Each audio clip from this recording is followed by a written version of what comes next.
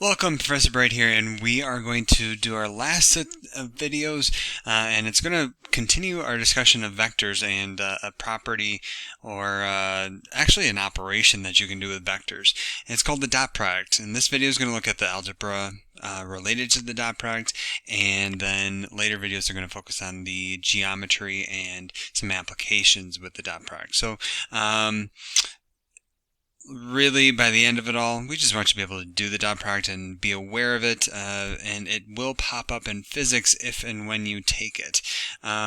Previously, when we studied vectors, right, we talked about how to add them, subtract them, both geometrically and algebraically. Are there any other operations like normally we have multiplication, division? The answer is technically no.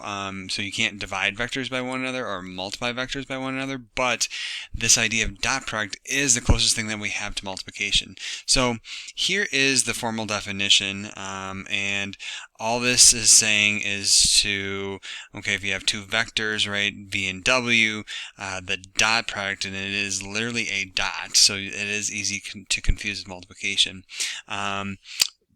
But for the dot product, all you have to do is recognize that there are components, and right, so normally we just deal with v1 and v2. Okay, so I just gave you this definition if you want to work in higher dimensions, and it does work.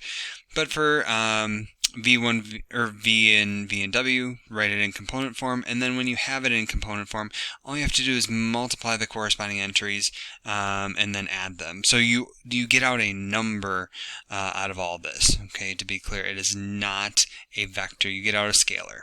Okay, and that's why you sometimes hear this referred to as scalar product, and then other textbooks use the language inner product, though that is not as common usually when you're first learning vectors. Okay, so just a quick example of how to do this with vectors v and w.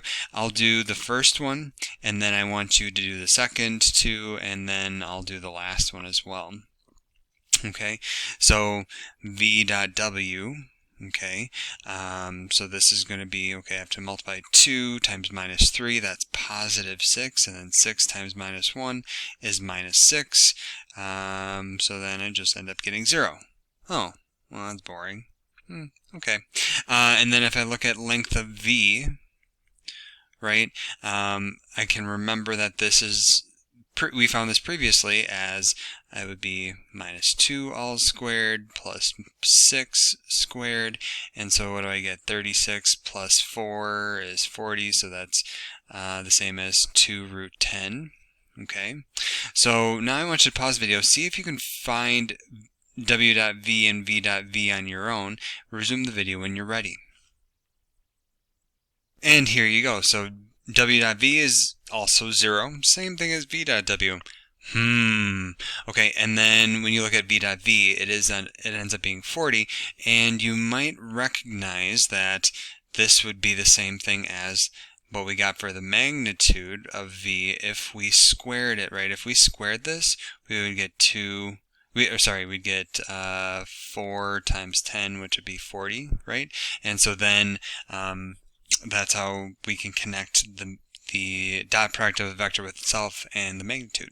So, interesting property. Consequently, there are other properties that we get.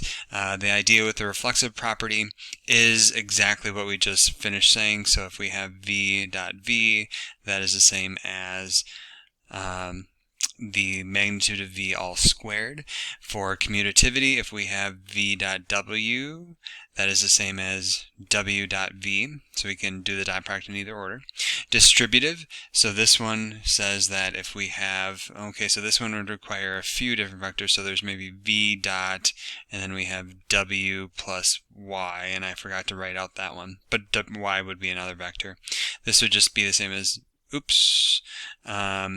v dot w plus v dot y. Okay, so the dot product does distribute. Okay, with scalar multiplication, we can have something like, let's do a c times v dot w. Okay, we can write this either as cv dot w or v dot cw. Okay, but it is not equal to CV dot CW. Okay, this is not true, so don't do that. Okay, when we do zero vector product property, this just means if we have the zero vector dotted with any old vector, as you might have guessed, this is the vector of all zeros, right? So when you do the dot product, you just end up with 0. Okay, so that's kind of a boring property, but a property nonetheless. Okay, so this is just a little overview of the algebraic properties of the dot product. So these 5 properties, and then also just the general definition of, okay, take the components, multiply the components, or the respective components together, add those products up, and you get the dot product.